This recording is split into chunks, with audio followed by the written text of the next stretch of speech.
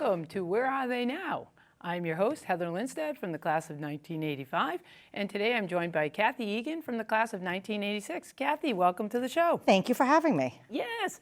So it's probably been a long time that you really talk about high school experiences and those kind of things. I know that kind of thing. But you are a Chelmsford alum that just kind of grew into the school, really. You were pretty well involved. So how did that take place when you started there?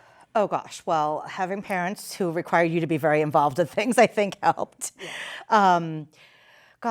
It's been such a long time since graduation. I swam always. We were members of Chelmsford Swim and Tennis. Yep. So we swam competitively always, and by we, I mean my sister and myself. Yeah. I would say we were not, I particularly was not the best, but I loved it. Yeah. So we swam multiple seasons for many years. So that was kind of my big kickoff. Was that an easy way to get involved with Chelmsford High School? I mean, you had spent most of your time in Chelmsford. You grew up in Chelmsford. Absolutely, right? yes. We moved here when I was less than a year old. Yeah. So I mean, but the high school experience is just a little bit different, right? Oh, absolutely. Well, I don't know. Isn't junior high the worst? But well, I know, but it was the merge of two different schools Yes. and those kind of things. Yes. So it makes it a little bit different. Yep. And as we were talking about earlier, I went to a million different schools in a short period of time because of all the redistricting. Yeah. So I was at Parker for a year, then McCarthy, then the high school. Yeah, I think the swimming, like the kids who swam and dove, you knew a lot of them, so it was an easy group Yep. to hang out with. We had all kind of grown up together. We had spent lots of summers together, so it was easy to assimilate that way. Now you led the way with your family, right? As your I'm the siblings? oldest, Yeah. yes. So I wouldn't say I led the way, but I was there first. Is that a? yes. So they had to have had questions at some point of Yep, what absolutely. what it was going to be like. But talk about like you get into the houses, the different classes, right? What house you were in and how that all changed it. I was in Dickinson, which is no longer, I believe. Yeah. Is that correct? Correct. Wow. And It's it so changed the crazy. rivalry, right? Of like some of your friends like saying that you were in Dickinson. Oh It yeah, was of just a course. Chelmsford thing. Exactly. And how did you get placed there? And Yeah. it was every fourth person, and the colors, and Yeah. I don't know what exists anymore, but you had to find a friend with a locker near your classes because you were in Dickinson. If you had to be on the other side of school, Yep. you had to make that work. And through the houses, did you meet different people because of it? Oh yeah, I definitely people think, you didn't think you'd met. absolutely. I think you're alphabetically together with a lot of people that you become friends with, and then you're in classes with a lot of different people who you become friends with. Thank God for poor Mike Doyle. Shout out to Mike Doyle, who definitely got me through a lot of Now, who is that? educational stuff. Mike Doyle was president of our class, Okay. and I have seen him a few times since graduation, but not lately. And it just, when you talked about, meeting people, he was always like my lab partner, the person sitting next to me in algebra, and he definitely took good care of me. Yeah. Academically. Yeah. So So that was your buddy. Yeah, he for guided classes me and through. everything. Speaking of, like, what teacher really had an influence on you? Oh, Mr. Meidel for sure. And why was that? He is wonderful. He's a family friend. I babysat his kids for years, and they're good friends of my parents. And he was my journalism teacher, and I was bound and determined to be a journalism major for a little while. Yeah. That did not end up panning out. It was one of my many majors that I had during my 4 years at UMass. But I did graduate on time because that was the rule in John Egan's household. He graduated on time. Okay. So I had written for The Independent and the News Weekly, and I think he guided me on my path. And that was one of my little part-time gigs. I was one of the sports While in writers. school? Yes. Yeah. Yep. While I was I think I probably started as like a sophomore. Yeah. I think they were short-staffed. No one was covering swimming. Right. And Al Thomas, who was our coach, was writing the articles, which really didn't seem very fair to him. So somehow it became my job, and then I took on more sports as it went along. And what other sports did you cover? Oh gosh, Heather, you're asking me to really go back in my memory banks. I definitely covered some track and field events, and I believe I covered soccer and a few other things. I mean, you bring that up though in the News Weekly and the Independent. Like kids were like, how do I get in the paper? Right, it was And super so- desirable at the time. It was. So Right. when you were writing, like, was there anyone that ever just came up to you and like, did you forget about me or? So you usually had the roster, so you tried to be really cognizant Yeah. of mention. Of course, the highlights were easy, right? Right. And I had known Al like since we were young kids, so it was easy. I would, we'd talk it through in the beginning. And then, you'd always try to put a nice paragraph at the end. Maybe like the last 3 paragraphs would hit kind of, and a strong effort was made by, great participation and energy by, and you'd list everybody else on the team. Yeah. And did you deal with any of the photographers or anything and be like, hey, can you take pictures of these people? I did. They would send a photographer with me sometimes. But I don't think my 16-year-old self was really good about directing the photographer as to what he should be getting in full disclosure. Yeah. And in a sport that I understood, that probably would have been helpful. No, but I mean, it's just interesting that you brought it up. And I remember people being like, you got in the paper. And it was like, oh, all right. And it was such a big thing and such a Chelmsford thing. It is. It's such a Chelmsford thing. It's such a Chelmsford thing. Right. And now we only have one. Do we only have one paper? Yeah, the News Weekly's gone, right? Yeah. I don't live here, so I don't know. Me either, and I haven't lived here in so long. So who else inspired you? Obviously, Mr. Thomas, though, he kept you going. Yes, absolutely. Who else? Mr. Thomas was very patient with me. Okay. I think I drove him nuts. Yeah. But I did take over the writing of the articles for him, so I'm going to say that made us even. Okay. But he was very patient with me and my little group of swimming characters. I was always the first one to volunteer. He, oh, I'm happy to sit this one out, Mr. Thomas. But anyway, he was very good to me, and we've known each other obviously for years. Mrs. Chrisman was wonderful. I loved her. I loved history. Yeah. I still have a love of all things history. I think of her. It's funny, you wonder if she even remembers you. But I think of her when you go to the Holocaust exhibit or the Titanic exhibit or something like that. I always think of her. And she just was a great inspiration to me. She's just such a nice lady. Yeah. Well, I think that's, and who was your dean? Oh, Mr. Toronto. Hey. Oh my God, Dean Toronto, of course. He's such a wonderful man also.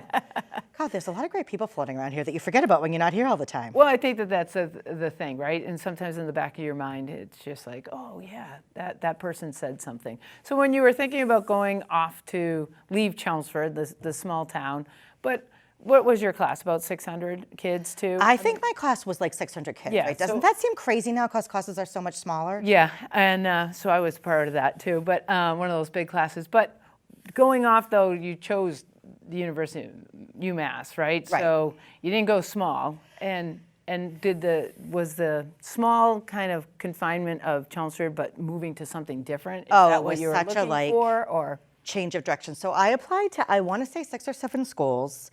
My parents, especially my mother, really wanted me to go to a small Catholic school, like a Regis or St. Mike's. Yeah. I got a swimming scholarship to St. Mike's, which tells you how desperately they must have needed people who could swim. It came from, I'm going to embarrass my mother right now, but this is a hysterical story. So the letter, the envelope comes in the mail, and the return address is the St. Michael's insignia, and it says W Swim, women swimming. And she was like, look, the coach's name is W Swim. I'm like, Mom, that means women swimming. But anyway, that's a cute little story. Beautiful school. They're all beautiful schools. We toured them all. Which, by the way, back then, though, you have to give credit. Most girls were not really thinking about going to school for sports. True. Right? I mean, we were in a time that it was finally becoming something like, oh my God, you could go to school for it.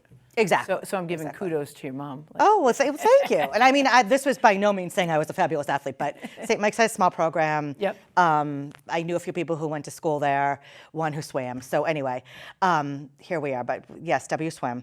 So anyway, I decided I was going to go to UNH.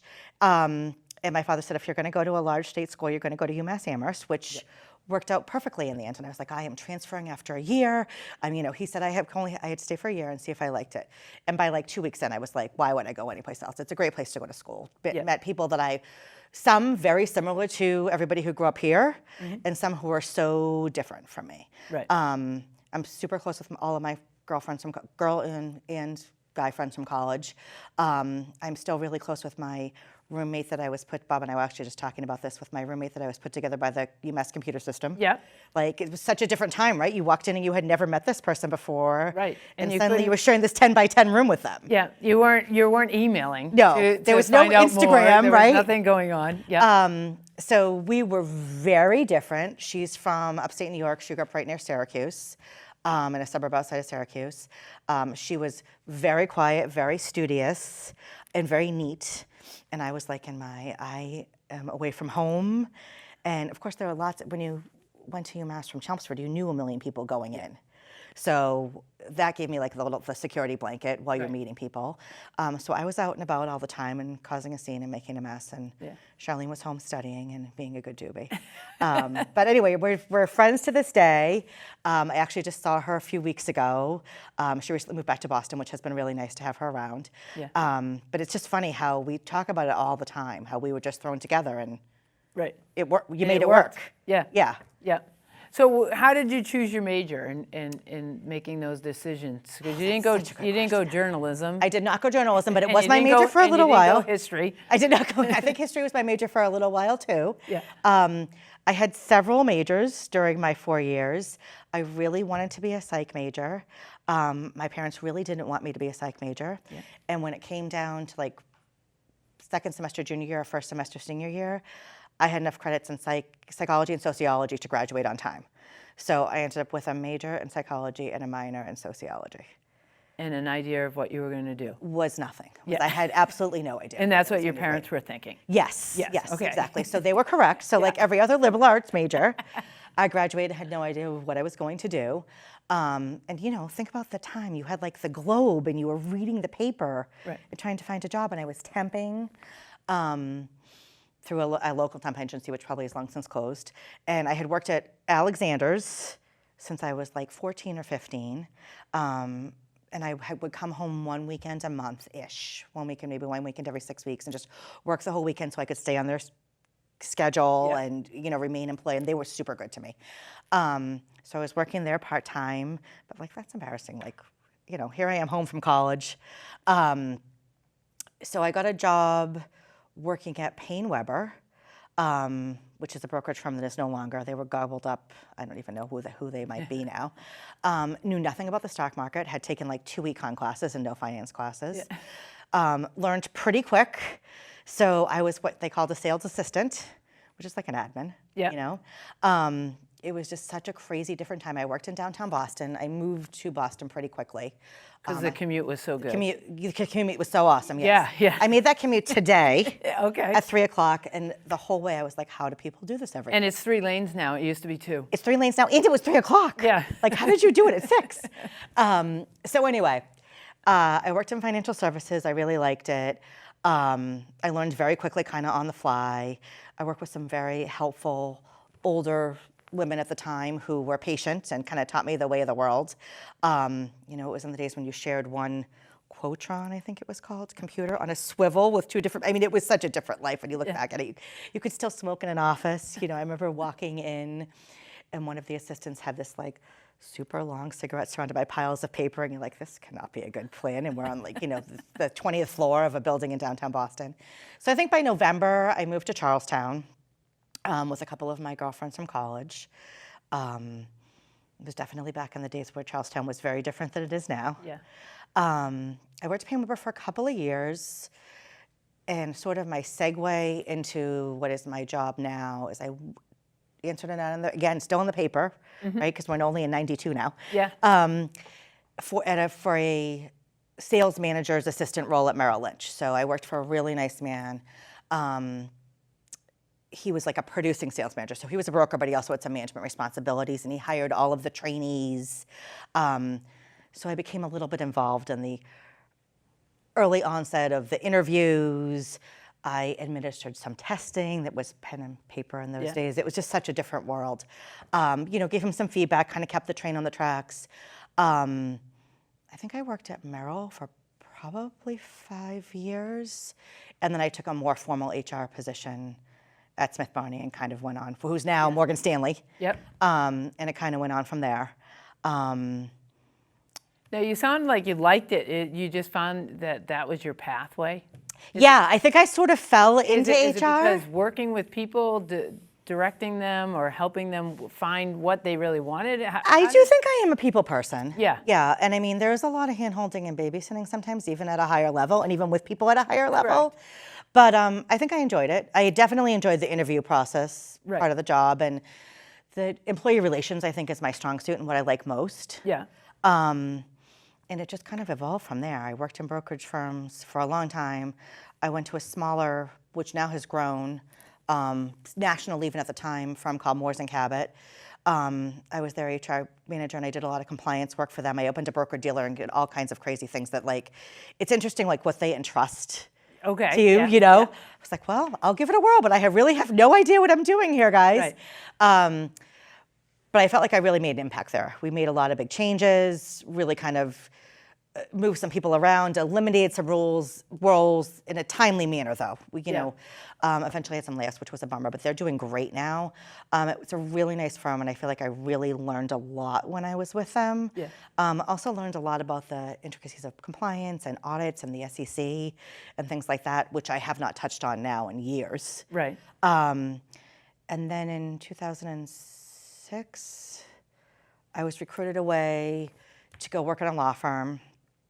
I worked at Hinckley Allen for 15 years, where I did a ton of HR-related things, benefits, tons of employee relations, lots of hiring, not a whole ton of terms, but some. But I also managed a staff of 60, handled build-outs, lease negotiations, moves, did tons of events. I planned their partner retreat and a bunch of other big events. That was really a lot of fun. Got to tour beautiful hotels and, you know, staying for a week at Chatham Bars Inn to plan events. You know, like, oh, I'm working so hard. You know. Do you like the fundraising part of that? Did you like that? I like the event planning part of it. Yeah. Yeah, I do. I do some of it now. Oh, you do? Much less because I work for a much smaller firm, but I Okay. do some of it now. And I think COVID really took away a lot of those off-site meeting kind of business meets, bring your partner or spouse or guest and get to know everybody. You know, we're going to have planning meetings in the morning, and then we're going to do fun things in the afternoon, have a big multi-course dinner in the evening and speeches and all that kind of things. So the firm that I work for at the time is just bringing that back now. I think COVID kind of sent everybody into, we're going to meet on a Zoom, and this is the way that it's going to be. Oh, I think it definitely took us away from socializing and the interaction of and the people. camaraderie and the cross sales and all the things that you know it takes away from people being together. Right. At the same time, you know.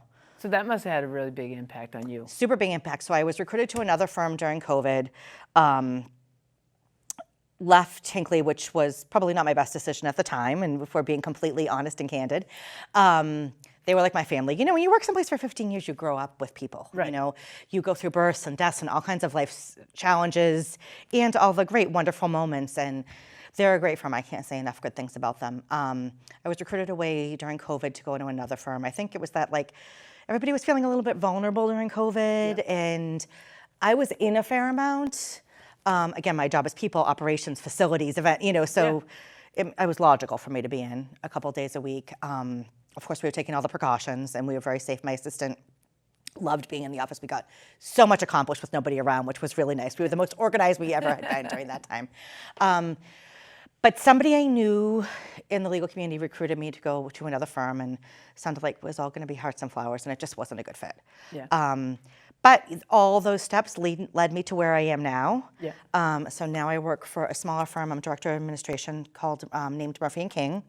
Our managing partner is a very well-known and recognized bankruptcy practitioner in Boston, I'd say whole East Coast. Yeah. But we are full service, and I work with a lot of great attorneys, some of whom I had connections to prior. So it was very easy for them to check my references and reach out to people. There you go. And ironically, I am a subtenant of my prior firm. We took a floor of my prior office, which was 3 floors. Yeah. I had shown my now boss and board of directors the space during COVID, and did my dog and pony show of, you know, making it desirable, answering all their questions. And of course, we can do whatever you want because I need to get this space leased. And it was COVID, and everybody was trying to lease space. Of course, there were many other people involved, but I was the person on site showing them the space. And now I sit in an office that I designed. But you sound like you love Boston. I do. Yeah. I do. I mean, from Chelmsford to UMass Amherst, like kind of the stick. City in itself, itself. But still out there. Oh, yeah. Definitely college town, but out there. To Boston. Like, what is... You know, I think I love... Is it the energy? Or? I think it is the energy. Like, I love that everybody's back in town. Yeah. Or that, I shouldn't say that. That people are definitely more present in town, in the offices. You go out to lunch and a restaurant is full. People are definitely back filling a boardroom table, having meetings. Like, I like that personal interaction. Yeah. I think when I was graduating from college, everybody was dying to move to like Charlestown, the North End. Yep. Southie was kind of still out there and further away. But like that whole like Medford area closer to Boston, I couldn't wait to get to Charlestown, live with my girlfriends and walk to work and take the T and the bus. And I was so excited. I think I just like the energy of the city. Right. And like the culture and the arts and the fun restaurants and Right. things like that. The extras after. Yeah, exactly. Yeah. Exactly. But compare that though when you come back to Chelmsford. Well, it's come a long way here, Yeah. right? So there's so many great restaurants here now and so much more to do than when we were growing up. You know, I mean, there was really no place to go but up from when we were Right. But it was a great place to grow up. It was a great, like, I grew up in Hitching Post, which was like a total neighborhood. So you hung with all the neighborhood kids and there was always someone to chill out with after school and like, you know, Right. stay out until the lights came on. My dear friend Janet Olney and I rode our bikes 1,000,000 miles, having our parents have no idea where we were and we're perfectly Right. safe and sound. And, you know, it's just such a different world. But I think I like the energy of the city, maybe going to a big school. Got me set up for that, where you're just used to having 1,000,000 things going on all the time. Yeah. I moved out of Charleston. We bought a house in Everett in, oh my gosh, 2006-ish. But it's just close enough. Right. You know, we have a little backyard, we have a deck, we have a garage, we have lots of parking, we have 2 huge dogs, but you can be in town and it's 3.5 miles from my driveway to my office building. Well, how long does that take though? Well, that's it. Funny you should ask, Heather. I usually give myself like 45 minutes if I don't have to be there for anything. Yeah. But on Monday and Friday, it's like 17, you know? Yeah. So it's interesting. Well, the city is fun, and I think that that's something that everybody loves about being from Chelmsford or whatever. You're always really kind of attracted to the city. I mean, I'm a Red Sox fan, and being able to always just take the train. Oh yeah, take the train right in. It's so easy. Train right in, but not drive because back then, why would you drive? Oh my God, how and, yes. And now you still don't want to drive. But take me back though from those experiences, and something from Chelmsford that you can remember that really kind of resonates with your job now. Is it the camaraderie? Is it? I mean, I guess so. The camaraderie is definitely a good. It's definitely a good thought. God, you realize I graduated from high school in 1986. Yes, right, I did. Yeah. I mean, I did love growing up here. Yeah. But I was also excited to go to college and have more of like a big school feel. But again, I loved that there were tons. I mean, I went to orientation with 5 kids from Chelmsford. Yeah. And I went to school. There were a couple kids from Chelmsford in my dorm. So you had that, I guess it's camaraderie, right? Because you had that safety net of people you knew. In the beginning, you had someone to go eat lunch and dinner with and walk to class with. And, you know. But it sounds like that you can run with anything that you do now because you're just kind of building groups all the time. Is that? I mean, I'm obviously like you, not shy, right? So. Oh, I actually am shy. But Are go you? ahead. Yeah. I would have thought, never would have thought that based on you being the interviewer. Yeah, I mean, I was definitely a much shyer kid in high school, and certainly when I was younger. But I think the minute that I hit UMass, I really came out of my shell. Yeah. And loved it. And now I have no problem speaking in front of a group, standing up in front of a board, things like that. Which I think people who knew me when I was 10 would be shocked to hear. Yeah.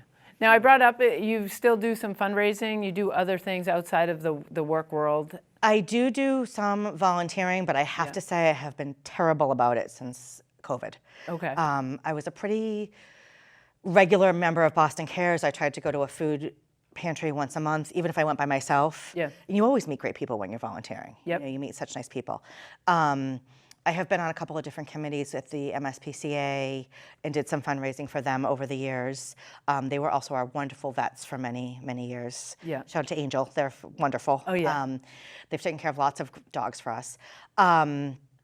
We do a lot through work, which has been nice. One of my favorite things that we do is we host a Thanksgiving dinner. So we buy a giant turkey breast and gravy, and then everybody brings in all of the sides, fixings, desserts, appetizers, and people donate to eat dinner, and we give it to the veterans. Oh, wow. So, yeah. And Yeah. as the child of a veteran, Yeah. that's a big thing. Yeah, that's for a big you. thing, But, so. but again, giving back though. yes, exactly. It sounds like just part of hey, this is work, but these are the things that I have to do outside of this. True, yes. And it also is nice when you can incorporate work because it's good for the firm, it's good publicity, we're getting out there, it's good camaraderie for my team. Yep. You're bringing people together at all levels, and they're all participating, which I think is really nice. So it sounds like you're a workaholic. What do you what do you do outside of for fun and those kind of things though too? Travel is one of my most favorite things. Yeah. My sister and my niece and my sister's best friend just went to London. Yeah. So my niece, who is 16, announced that she had gotten tickets to Taylor Swift. I don't really know how that all went down. But I walked into my sister's house at the beach and Julia said, Auntie, I just got tickets to go to Taylor Swift. I was like, really, where? London. Oh, okay. Did you talk to Mom about that? Or Dad? Or Grammy or Grampy or anybody who's not me? So we did. We had a great time. I had been to London before. We had a quick whirlwind trip. We were there, I think, 4 nights. Hit a lot of restaurants and a lot of things that 16-year-olds like to do. Yeah. So lots of thrifting and going to Selfridges and Harrods.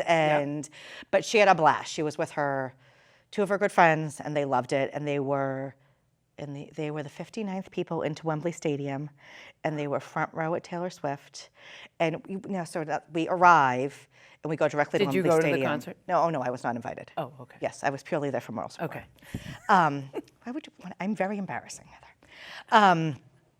But she was with her 2 buddies. They were already in line. They had VIP seats. They were already in line, so we dropped her off by Wembley.